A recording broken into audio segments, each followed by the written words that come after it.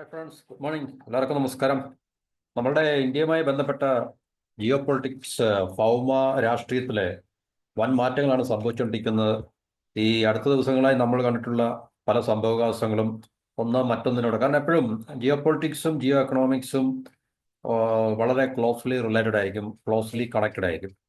എന്നുവെച്ചാൽ ഭൗമ രാഷ്ട്രീയം, അതുപോലെ തന്നെ ഭൗമ സാമ്പത്തികം എന്നാണ് നമ്മുടെ ജിയോ പൊളിറ്റിക്സ് എന്ന് വെച്ചാൽ ആഗോള സമ്പദ് വ്യവസ്ഥയുടെ തലത്തിലുണ്ടാകുന്ന കാര്യങ്ങൾ എപ്പോഴും ജിയോ പൊളിറ്റിക്സുമായിട്ട് ക്ലോസ്ലി റിലേറ്റഡ് ആയിരിക്കും. കാരണം നമ്മൾ കാണുന്ന ജിയോ പൊളിറ്റിക്സ് എല്ലാം തന്നെ, ഭൗമരാഷ്ട്രീയ സംഭവവികാസങ്ങളെല്ലാം തന്നെ ജിയോ എക്കണോമിക്സുമായിട്ട് വളരെ അടുത്ത ബന്ധം ഉള്ള കാര്യങ്ങൾ തന്നെ. ഇപ്പോൾ ഉദാഹരണത്തിന് മിഡിൽ ഈസ്റ്റിൽ സിറിയ അല്ലെങ്കിൽ ഇറാഖ്, ഇറാൻ ഇതുപോലുള്ള മേഖലകളിൽ ഉണ്ടാകുന്ന യുദ്ധങ്ങൾ എല്ലാം തന്നെ, അല്ലെങ്കിൽ കോൺഫ്ലിക്ട്സുകൾ എല്ലാം തന്നെ ഇക്കണോമിക്സുമായിട്ട് ബന്ധപ്പെട്ടാണ്. ശരിക്കും പറഞ്ഞാൽ ഇക്കോണമിയായിട്ട് ബന്ധപ്പെട്ടാണ്, സമ്പദ് വ്യവസ്ഥയുമായിട്ട് അല്ലെങ്കിൽ വെൽത്ത് റിസോഴ്സ് ഇതുമായിട്ടൊക്കെ ബന്ധപ്പെട്ടായിരിക്കും എന്നുള്ള കാര്യത്തിൽ യാതൊരു സംശയമില്ല.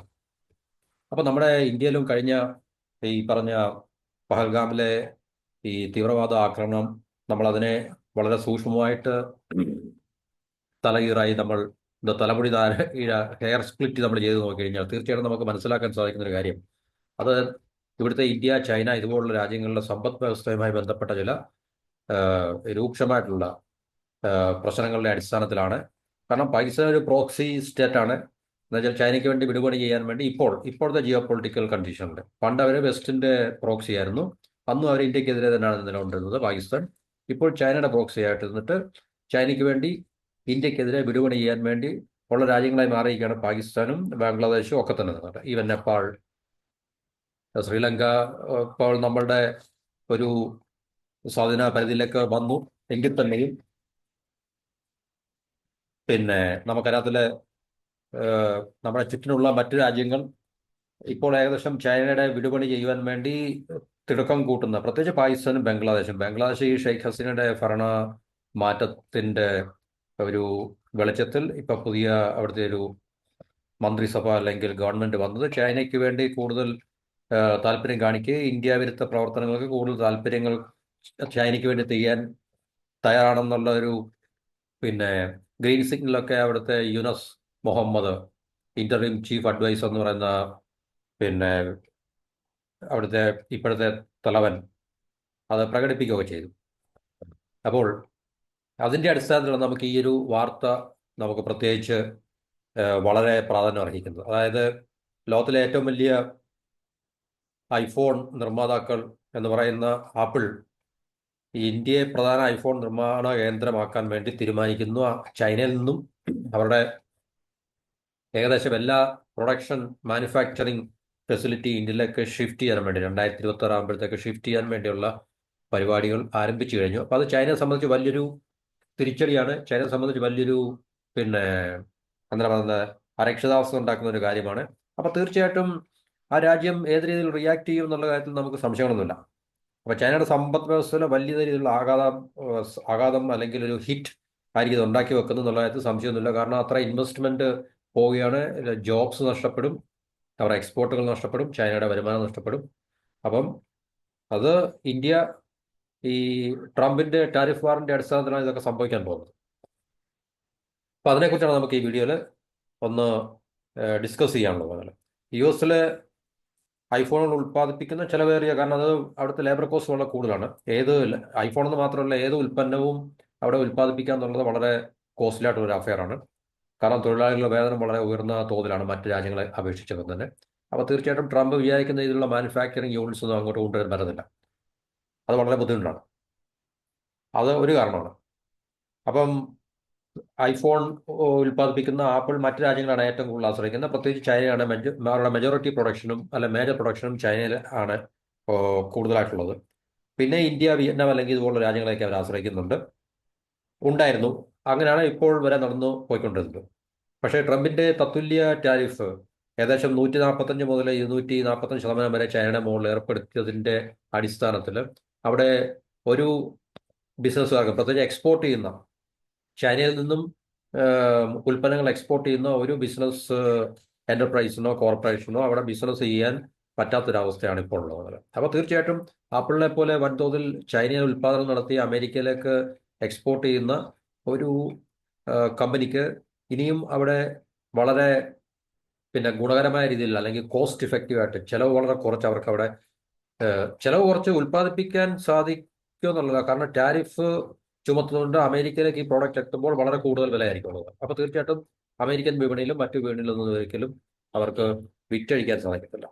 അപ്പം അതുകൊണ്ട് ആപ്പിൾ ഇപ്പോൾ വളരെ കൂലങ്കഷമായി ചിന്തിക്കുന്ന ഒരു കാര്യം എന്ന് പറഞ്ഞാൽ ഈ മാനുഫാക്ചറിങ് എല്ലാം തന്നെ ഇന്ത്യയിലേക്ക് ഷിഫ്റ്റ് ചെയ്യാൻ വേണ്ടിയാണ്. ഇന്ത്യയിലേക്ക് ഷിഫ്റ്റ് ചെയ്യുക എന്ന് പറയുമ്പോൾ തീർച്ചയായിട്ടും പെട്ടെന്ന് അല്ല, 2026 അവസാനത്തോടു കൂടി എല്ലാ ഐഫോണിൻ്റെയും, അതായത് അമേരിക്കയിൽ വിൽക്കുന്ന എല്ലാ ഐഫോണിൻ്റെയും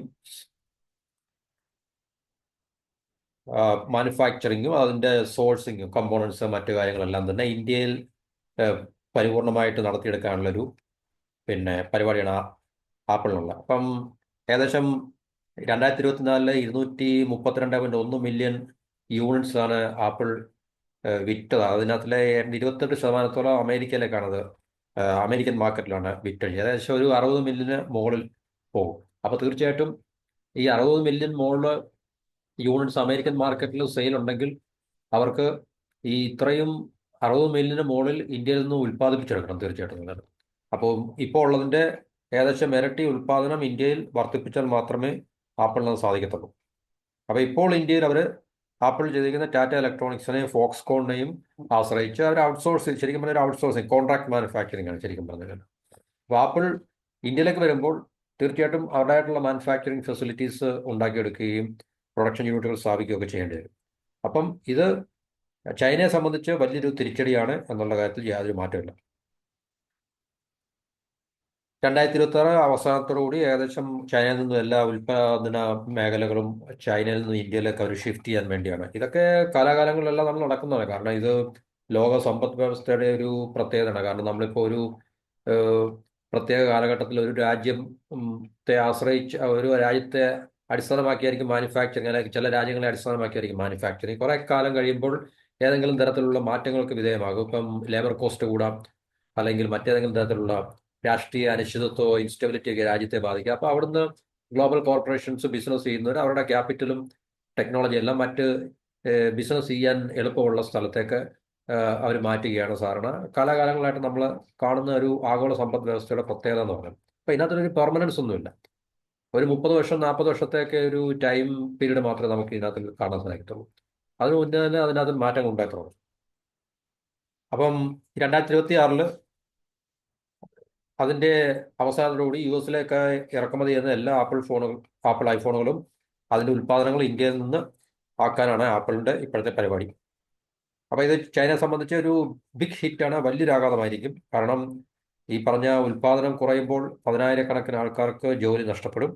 അപ്പോൾ ജോലി നഷ്ടപ്പെടുമ്പോൾ അത് തീർച്ചയായിട്ടും സാമൂഹികമായിട്ടുള്ള വിഷയങ്ങൾ ചൈനയുടെ രാജ്യത്ത് അല്ലെങ്കിൽ സാമ്പത്തികമായിട്ടുള്ള വിഷയങ്ങൾ ഉണ്ടാക്കാനുള്ള സാധ്യത നമുക്ക് തള്ളിക്കളയാൻ പറ്റുന്നില്ല. അപ്പോൾ സാമ്പത്തിക പ്രതിസന്ധി ഒഴിവാക്കാനായിട്ട് ചൈന ഇപ്പോൾ ചെയ്യുന്ന പരിപാടി എന്ന് പറഞ്ഞു കഴിഞ്ഞാൽ, കാരണം ഇപ്പം ആപ്പിൾ ഒരു പൈനിയറാണ്. പൈനിയർ ഏറ്റവും ഒരു ടെക്നോളജി, പ്രത്യേകിച്ച് ഇതുപോലുള്ളൊരു മേഖലയുമായി ബന്ധപ്പെട്ട ഒരു പ്രൈം മൂവർ ആയതുകൊണ്ട് ആപ്പിളിൻ്റെ പുറകെ ഒട്ടനവധി കമ്പനികളും ചൈനയുടെ സമ്പദ് വ്യവസ്ഥയിൽ നിന്നും പലായനം ചെയ്യാനുള്ള സാധ്യത. കാരണം ആപ്പിൾ ഒറ്റയ്ക്കായിരിക്കത്തില്ല. കാരണം ഇത് നമുക്കൊരു ട്രെൻഡാണ് ശരിക്കും പറഞ്ഞത്. കാരണം ആപ്പിൾ ഒരു പ്രൈം മൂവർ ആയതുകൊണ്ട്, അല്ലെങ്കിൽ പ്രധാനപ്പെട്ട ഒരു പ്ലെയർ ആയതുകൊണ്ട് ആപ്പിൾ അവിടെ നിന്ന് വിട്ടുപോകുമ്പോൾ തീർച്ചയായിട്ടും മറ്റ് സമാന മേഖലകളിലുള്ളതായാലും മറ്റ് മേഖലകളിലൊക്കെ ഉള്ളതായാലും കോർപ്പറേഷനെല്ലാം തന്നെ തീർച്ചയായിട്ടും ചൈനയുടെ സമ്പദ് വ്യവസ്ഥയിൽ നിന്നും പലായനം ചെയ്ത് ഇന്ത്യയെ പോലുള്ള രാജ്യങ്ങളിൽ തമ്പടിക്കാനുള്ള സാധ്യതകൾ കൂടുതലാണ്. അപ്പോൾ അത് ചൈനയ്ക്ക് ഉണ്ടാക്കി വെക്കുന്ന പ്രതിസന്ധി ആഘാതം വളരെ അധികമായിരിക്കും. അപ്പോൾ അത് മുന്നിൽ കണ്ടുകൊണ്ട് തന്നെയാണ് ട്രംപ് ഇത്രയും ടാരിഫ് ചൈനയുടെ മണ്ടയ്ക്ക് ഏർപ്പെടുത്തിയത് എന്നുള്ള കാര്യത്തിൽ സംശയങ്ങളൊന്നുമില്ല. ഈ ഒരു പ്രോസസ്സിനെ ട്രിഗർ ചെയ്യാൻ വേണ്ടിയാണ് തീർച്ചയായിട്ടും ടാരിഫ് ഏർപ്പെടുത്തിയത്. കാരണം ചൈനക്കാർക്ക് ബിസിനസ് ചെയ്യാൻ ബുദ്ധിമുട്ടുണ്ടാക്കി വെക്കുക.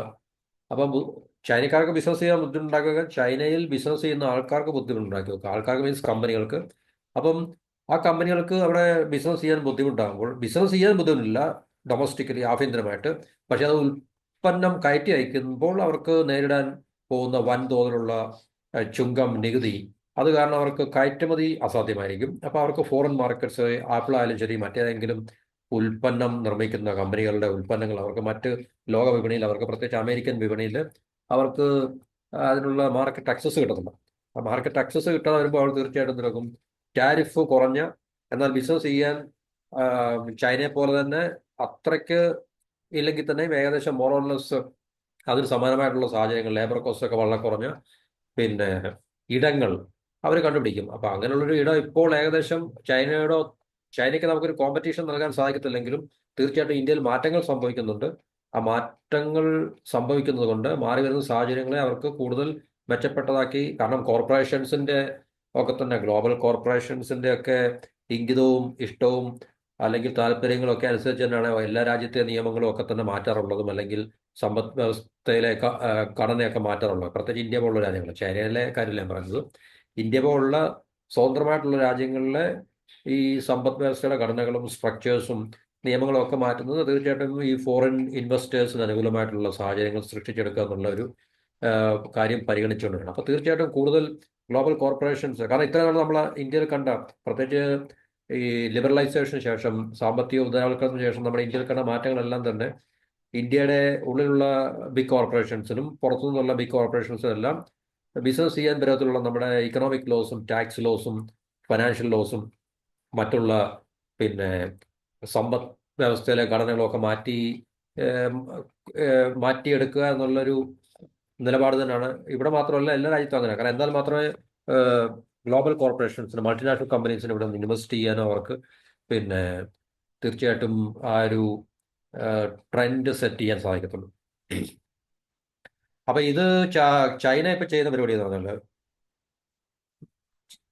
ഇന്ത്യയിൽ ഉൽപാദനം വർദ്ധിപ്പിക്കുന്നതിനായിട്ട് ചൈനയിൽ നിന്ന് ഐഫോൺ നിർമ്മിക്കാൻ ഉപയോഗിക്കുന്ന ഉപകരണങ്ങൾ ഇന്ത്യയിലേക്ക് മാറ്റാനുണ്ട്. അപ്പൊ തീർച്ചയായിട്ടും അതിനുള്ള നടപടിക്രമങ്ങൾ, കയറ്റുമതി ചെയ്യാനുള്ള, അതൊക്കെ അവിടെ നിന്ന് ഷിഫ്റ്റ് ചെയ്യണ്ടേ. ആ ഷിഫ്റ്റ് ചെയ്യാനുള്ള സമയപരിധിയൊക്കെ തന്നെ, അല്ലെങ്കിൽ അതൊക്കെ ചൈനീസ് അധികൃതർ തടയിടുകയാണ് എന്നുള്ളൊരു വാർത്ത നമുക്കിനകത്ത് മനസ്സിലാക്കുന്നുണ്ട്. കാരണം ചൈനയെ കൊണ്ട് ഇപ്പൊ ചെയ്യാൻ പറ്റുന്ന കാര്യങ്ങൾ അതൊക്കെ ഉള്ളൂ. അപ്പൊ ഈ ട്രേഡ് വാറാണ് ശരിക്കും ആപ്പിളിന്റെ പ്രൊഡക്ഷനെ ഇന്ത്യയിലേക്ക് ഷിഫ്റ്റ് ചെയ്യാൻ വേണ്ടി ആപ്പിളിനെ പ്രേരിപ്പിക്കുന്നത്. ട്രേഡ് വാർ എന്നല്ല, അമേരിക്കയും ചൈനയും തമ്മിലുള്ള ട്രേഡ് വാർ, വ്യാപാര യുദ്ധം, ടാരിഫ് യുദ്ധം. 125%-ഓളം ചൈനീസ് ഇമ്പോർട്ട്സിന്റെ മുകളിൽ ടാരിഫ് ഏർപ്പെട്ടിട്ടുണ്ട്. അപ്പൊ അത് ആപ്പിളിനെ പോലുള്ളൊരു കമ്പനിയുടെ സപ്ലൈ ചെയിനെയൊക്കെ വല്ലാതെ ബാധിക്കുന്നതാണ്. മറ്റുള്ള രാജ്യങ്ങൾക്ക് ഒരു 90 ദിവസം ഒരു ഇളവ് നൽകിയെങ്കിലും ചൈനയ്ക്കെതിരെ യാതൊരു വിട്ടുവീഴ്ചയും അമേരിക്കയും ട്രംപും ചെയ്തിട്ടില്ല എന്നുള്ള കാര്യം നമ്മൾ മനസ്സിലാക്കിയതാണ്. അപ്പം മുൻപിലത്തെ ഒരു കാലഘട്ടത്തെക്കാളിലും നമ്മൾ ആപ്പിളിന്റെ പ്രവർത്തികൾ അല്ലെങ്കിൽ ആ ഒരു ഓപ്പറേഷൻസ് ഇന്ത്യയിൽ കൂടുതൽ അത് ഉണ്ടാക്കിയെടുക്കാൻ ശ്രമിക്കുകയാണ്. കാരണം 600 ടൺ ഐഫോണുകൾ ഏകദേശം 6 ചാർട്ടേഡ് കാർഗോയിൽ പിന്നെ ആപ്പിൾ ഏകദേശം 1.5 മില്യൺ ഡിവൈസ് ഏതാണ്ട് 10,50,000 ആപ്പിൾ ഐഫോണുകൾ മാർച്ച് മുതൽ ഇന്ത്യയിൽ നിന്നും അമേരിക്കയിലേക്ക് അവർ ഷിഫ്റ്റ് ചെയ്തിട്ടുണ്ട്. അപ്പൊ അതിനകത്ത് ഒത്തിരി ചെന്നൈ എയർപോർട്ട് വഴി അത് അമേരിക്കയിലേക്ക് കൊണ്ടുപോകാൻ വേണ്ടി ഒരു ഗ്രീൻ കോറിഡോറൊക്കെ സെറ്റ് ചെയ്ത് കൊടുക്കുകയും ചെയ്തു. കാരണം ഗവൺമെന്റ് സഹായത്തോടുകൂടി കസ്റ്റംസ് ക്ലിയറൻസ് 30 മണിക്കൂറും കൊണ്ട് 6 മണിക്കൂറാക്കി കുറയ്ക്കുകയൊക്കെ ചെയ്തിട്ടുണ്ട്. അപ്പൊ തൽക്കാലം ഫോക്സ്കോണിന്റെ ഇന്ത്യൻ ഫാക്ടറിയിലാണ് പിന്നെ ഈ പറഞ്ഞ മാനുഫാക്ചറിങ് എല്ലാം നടക്കുന്നത്, ആപ്പിൾ ഫോണിന്റെ. അതുപോലെ ടാറ്റ ഇലക്ട്രോണിക്സ്. അപ്പം സൺഡേയിലൊക്കെ തന്നെ ജോലിക്കാരെ വെച്ച് കൂടുതൽ ഉൽപാദനം നടത്തുക എന്നുള്ളതാണ് ഇപ്പോൾ ആപ്പിൾ ചെയ്തുകൊണ്ടിരിക്കുന്നത് താൽക്കാലികമായിട്ട്. അപ്പൊ ആപ്പിളിന്റെ പൂർണ്ണമായിട്ടുള്ള ഓപ്പറേഷൻസ് ഇന്ത്യയിലേക്ക് ഷിഫ്റ്റ് ചെയ്യാനുള്ള പരിപാടിയാണ്.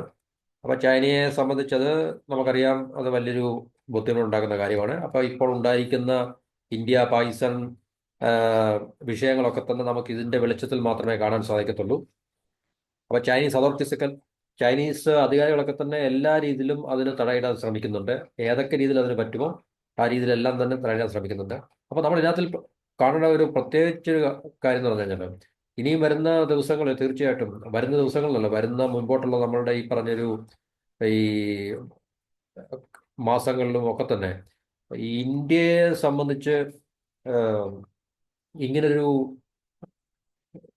ഇപ്പം നമ്മൾ കാശ്മീരിൽ ഈ കാണുന്ന പ്രശ്നങ്ങൾ പോലെ തന്നെ നമ്മളെ അസ്ഥിരമാക്കാനുള്ള അല്ലെങ്കിൽ ഡിസ്റ്റബിലൈസ് ചെയ്യാനുള്ള എല്ലാ തരത്തിലുള്ള പ്രവൃത്തികളും ചൈനയുടെയും പാകിസ്ഥാന്റെയും ചിലപ്പോൾ അതിൽ ബംഗ്ലാദേശിലും ഉൾപ്പെടാനുള്ള സാധ്യത നമുക്ക് തള്ളിക്കളയാൻ സാധിക്കത്തില്ല. കാരണം ചൈനയ്ക്ക് നഷ്ടമാൻ പോകുന്ന ബിസിനസ് എല്ലാം വരാൻ പോകുന്ന ഇന്ത്യയിലേക്കാണ്.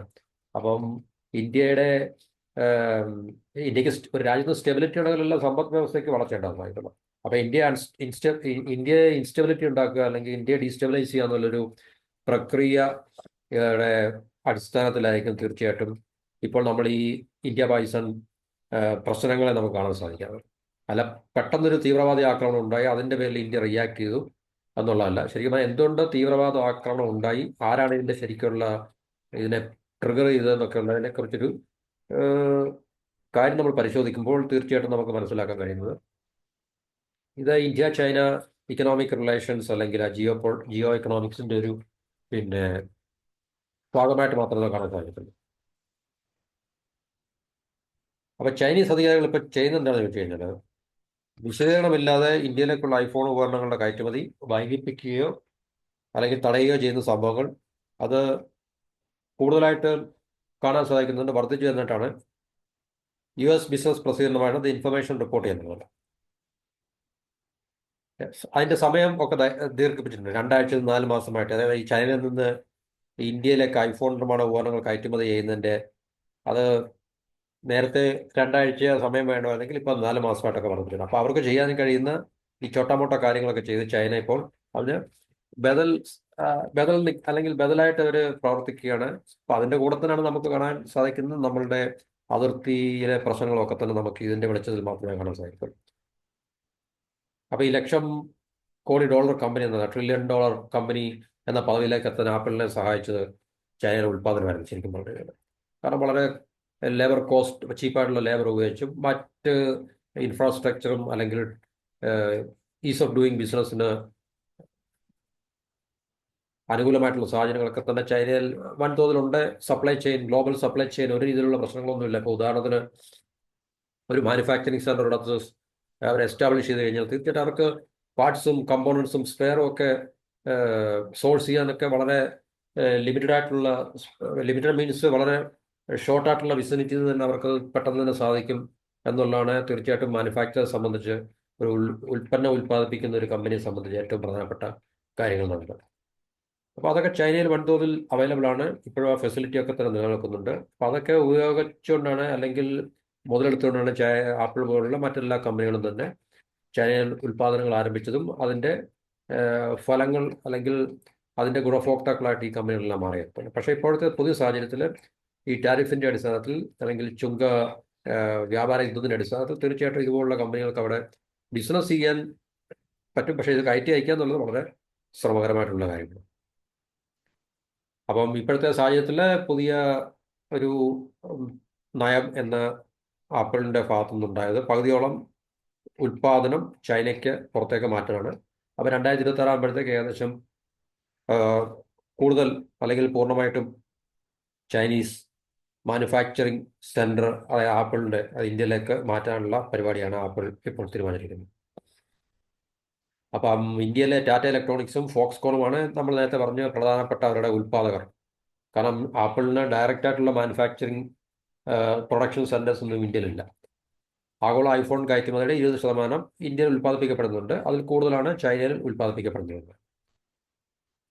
അതാ ആപ്പിളിൻ്റെ മൊത്തം എക്സ്പോർട്ടിൻ്റെ ആഗോള ഐഫോൺ കയറ്റുമതിയുടെ 20% നിലവിൽ ഇന്ത്യ ഉൽപ്പാദിപ്പിക്കുന്നുണ്ട്. ആ ഉൽപ്പാദിപ്പിക്കുന്നത് ഇന്ത്യയിൽ ടാറ്റ ഇലക്ട്രോണിക്സും ഫോക്സ്കോൺ അവരുമായിട്ടുള്ള കോൺട്രാക്റ്റിൻ്റെ അടിസ്ഥാനത്തിലാണ്.